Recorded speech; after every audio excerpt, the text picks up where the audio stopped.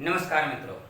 आज वास्तुशास्त्र का एक बहुत ही सुंदर सा एक प्रयोग और हमारे वास्तु के पौराणिक ग्रंथ अपराजित पृच्छा में यह बताया गया है, यह मेंशन है कि अगर हमारे घर या भवन के कोण, जो चार कोण होते हैं, ईशान कोण, अग्नि कोण, नैऋत्य कोण और वायव्य कोण, इन चारों कोनों में अगर घर का कोई हिस्सा, उससे साथ में लगा हुआ कमरा कोई अगर बढ़ा हुआ है तो उसका क्या फल होता है। हालांकि वास्तुशास्त्र के बहुत सारे ग्रंथों में यह बताया गया है कि भवन के किसी भी कोण का बढ़ना अच्छा नहीं है।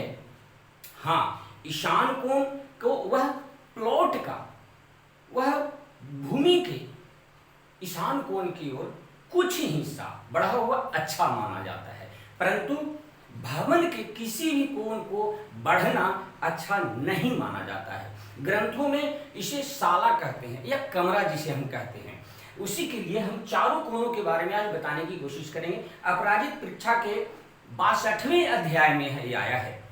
वहां टीकाकार ग्रंथकार कहते हैं कि अगर किसी भवन के ईशान कोण यानी कि उत्तर पूर्व के कोण की तरफ में अगर वह कोई बढ़ी हुई शाला का निर्माण हो, कोण पे शाला यानी कि कमरा, उत्तर और पूर्व के कोण की तरफ में कोई कमरा उसी के समायोजन से अतिरिक्त बढ़ा हुआ कोण हो, तो उस भवन को, उस वास्तु को देवक वास्तु कहते हैं। उस भवन में देव दोष, हाँ, देव दोष रहता है, जिसके कारण बहुत सारी परेशानियों का सामना करना पड़ता है। ऐसे हालांकि बहुत सारे लोगों को आपने कहता हुआ सुना होगा कि ईशान कोण का बढ़ना बहुत ही शुभ है। कुछ हद तक यह बात सत्य है, परंतु सर्वदा सत्य नहीं है। इस बात का ध्यान रखेंगे। अगर यह देवक वास्तु यानी उत्तर पूर्व के कोण में आपके भवन का जो आयत बना हुआ है, लंबाई चौड़ाई है, उससे अतिरिक्त कोई बढ़ा हुआ, उसी के साथ लगा हुआ कोण बढ़ा हुआ है, वह देवक वास्तु होता है। यानी कि वह भवन देव दोष से पूर्ण है, उसमें देव दोष व्याप्त है, वह गलत है। इसका प्रभाव वंशावली को लेकर के, मस्तिष्क विचार को लेकर के बड़े ही बुरे प्रभाव देखने को मिलता है। दूसरा, अगर अग्नि कोण, इसी प्रकार से अगर आपके भवन के कोण में अग्नि कोण में बढ़ा हुआ है, यानी कि जो हमारा मकान का माप है, उस माप से अतिरिक्त अग्नि कोण के तरफ उसी के साथ लगा हुआ बढ़ा हुआ है, तो उस भवन में अग्निकांड होने को अपराजित पृच्छा में सुनिश्चित बताया है। यानी कि अग्नि से संबंधित दुर्घटनाएं उस घर में होती है, एक्सीडेंटल केसेज होते हैं।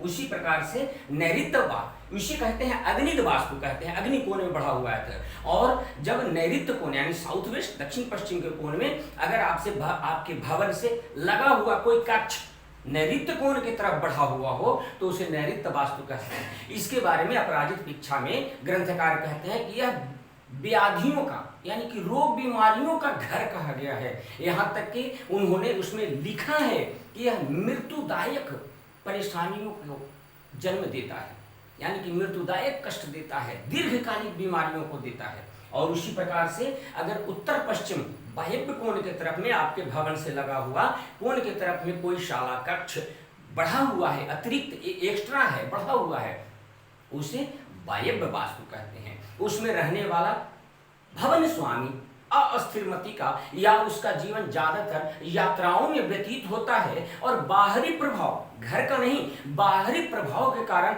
उस घर में रहने वाले लोग सदैव किसी न किसी प्रकार से पीड़ित रहते हैं। कहने का तात्पर्य यह है कि भवन का सदैव या तो चतुष्कोण होना या फिर आयताकार होना ही उत्तम है, चाहे वह उत्तर पूर्व की लंबाई वाला हो या पूर्व पश्चिम की लंबाई वाला, उत्तर दक्षिण या पूर्व पश्चिम, किसी भी प्रकार से आयताकार हो या वर्गाकार हो। विशेष करके आवासीय भवन के लिए, रेसिडेंशियल के लिए बात मैं, कॉमर्शियल व्यावसायिक प्रतिष्ठानों की यह बात मैं नहीं कर रहा, यह आवासीय भूखंड की बात कर रहा हूँ। आवासीय भवन में कभी भी किसी भी कोण का, चाहे ईशान कोण हो, अग्नि कोण हो, नैऋत्य कोण हो या वायव्य कोण हो, किसी भी कोण में भवन से लगा हुआ उस कोण में बढ़ा हुआ शाला यानी कमरा या कोई निर्माण वह नकारात्मक प्रभाव देता है, इससे बचना चाहिए।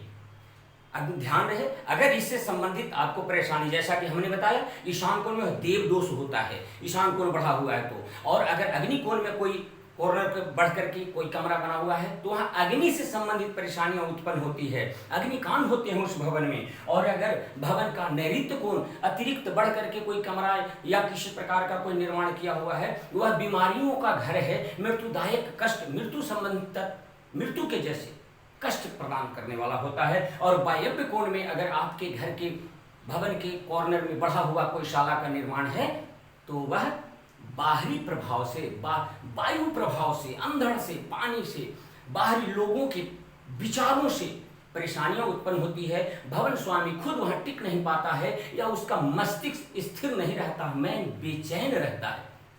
अगर आपको इसमें किसी प्रकार का शंका हो तो आप अपराजित वृक्षा के 62वें अध्याय का अध्ययन कर सकते हैं। अगर आपको वीडियो अच्छा लगा लाइक कीजिए, शेयर कीजिए, सब्सक्राइब कीजिए। इससे संबंधित किसी भी प्रकार का कोई प्रश्न आता है तो आप कमेंट बॉक्स में लिखिए, हम उसका उत्तर देने के लिए तैयार हैं। वीडियो देखने के लिए आपका बहुत बहुत धन्यवाद। नमस्कार।